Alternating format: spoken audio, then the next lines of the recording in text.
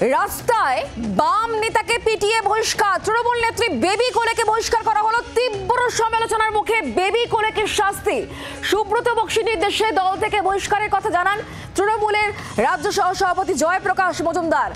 সেই ছবি দেখতে পাচ্ছেন, যে ছবি ইতিমধ্যে ভাইরাল হয়েছে। এই নিয়ে বেবি কোলে, আর এই বেবি কোলেকেই কিন্তু এবার বহিষ্কার করা হলো। তীব্র সমালোচনা, আর সেই সমালোচনার মুখে এবার বেবি কোলেকে শাস্তি। সুব্রত বক্সির নির্দেশে দল থেকে বহিষ্কারের কথা জানিয়েছেন জয়প্রকাশ মজুমদার। জয়প্রকাশ মজুমদারের বক্তব্য কি শোনাবো?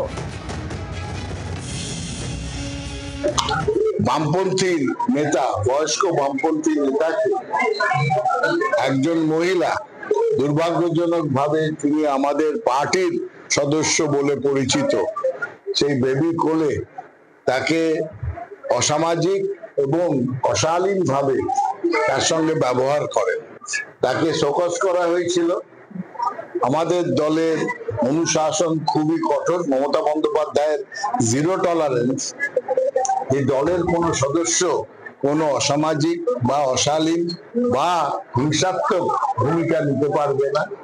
শোকজ করার পর, কারণ দর্শানোর নোটিশ দেওয়ার পর জেলা নেতৃত্ব দিয়েছিলেন, জেলা সভাপতি দিয়েছিলেন, এবং আজকে রাজ্য সভাপতি নির্দেশ দিয়েছেন শ্রী সুব্রত বক্সি জেলা সভাপতিকে যে সেই বেবি কোলেকে দল থেকে নিষ্কাশিত, বহিষ্কার করার জন্য।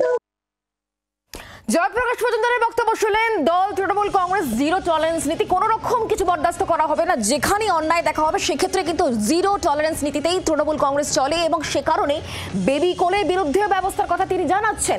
আমরা বিষয় নিয়ে আরো জানবো, কথা বলবো। চম্পক দত্ত এই মুহূর্তে আমাদের সঙ্গে রয়েছেন, আমাদের প্রতিনিধি টেলিফোন লাইনে। চম্পক, অনেক কথা, অনেক আলোচনার পর অবশেষে বেবি কোলেকে দল থেকে বহিষ্কার করা হলো। একদমই তাই। আজকে সেই অবশেষে বহিষ্কারের কথা ঘোষণা করলেন তৃণমূলের রাজ্য সাধারণ সম্পাদক জয়প্রকাশ মজুমদার। আজকে এসেছিলেন তিনি 21শে জুলাই, সেখানে যে সমাজ লক্ষ্য করে যে একটা প্রস্তুতি সভা ছিল সেখানে এসেছিলেন, এবং সেখানে এসেছিলেন রাজ্য সভাপতি সুব্রত বক্সি। এবং যে কথা তিনি জানিয়েছেন, রাজ্য সভাপতি সুব্রত বক্সি নির্দেশ দিয়েছেন যে বেবি কোলেকে দল থেকে সাসপেন্ড করার জন্য, এবং সেই মতনই সেই কার্যকর করতে সেই নির্দেশই দেওয়া হয়েছে জেলা সভাপতি সুজয় হাজরাকে, এবং সেটা পরিষ্কারভাবে জানিয়ে দেওয়া হয়েছে। কারণ আমরা দেখেছি যে এই প্রবীণ বামপন্থী যে নেতা অনিল দাস, তাকে প্রকাশ্যে সেখানে মারধর করা ছিল, সেই ভিডিও কিন্তু ভাইরাল হয়েছিল, এবং দীর্ঘদিন ধরে তাকে গ্রেপ্তার করা হয়নি, এমনটা কিন্তু নানা মহল থেকে নানা অভিযোগ উঠে আসছিল, এবং সেক্ষেত্রে দল থেকে পাওয়া গিয়েছিল। দেখো, তাকে শোকজ করা হয়েছিল, কিন্তু দল থেকে যেখানে জেলা সভাপতি সেখানে বলেছেন তিনি কোনো শোকজ উত্তর তিনি পাননি। অথচ তুমি নজর রাখো। ধন্যবাদ আমাদের সঙ্গে টেলিফোন লাইনে থাকার জন্য। আমরা এই মুহূর্তে যোগাযোগ করতে পেরেছি সজল ঘোষ, বিজেপি নেতা এই মুহূর্তে আমাদের সঙ্গে রয়েছেন টেলিফোন লাইনে। সজল বাবু, তৃণমূল নেত্রী বেবি কোলে অনিল দাসকে পিটিয়ে যিনি একেবারে খবরের শিরোনামে উঠে আসেন, অবশেষে দল তৃণমূল কংগ্রেস তাকে বহিষ্কার করলো, কি বলবেন? নাটক, লোক দেখানোর নাটক। উনি তো বেবি, বড় বড় হেভিরা বসে আছে।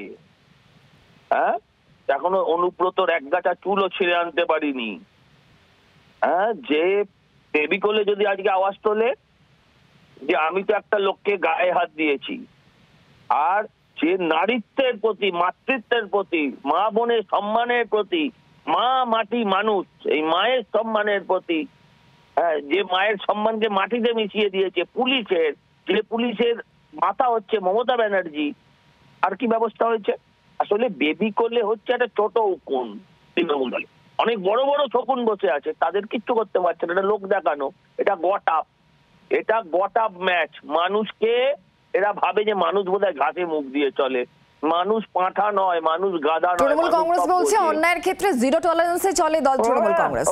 ওদের নেতাই বলেছে জিরো টলারেন্সটা অপরাধের আগে না পরে।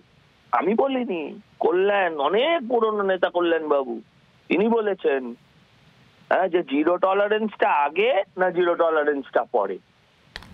সব নাটক। ভোট আসবে, বেবি কোলেরা আবার এই দলটাই করবে ভোটের আগেও, আপনি দেখে নিন, না তো রাজনীতি ছেড়ে দেবো। বাংলার আওয়াজ, বাঙালির আবেগ, জি 24 ঘন্টা।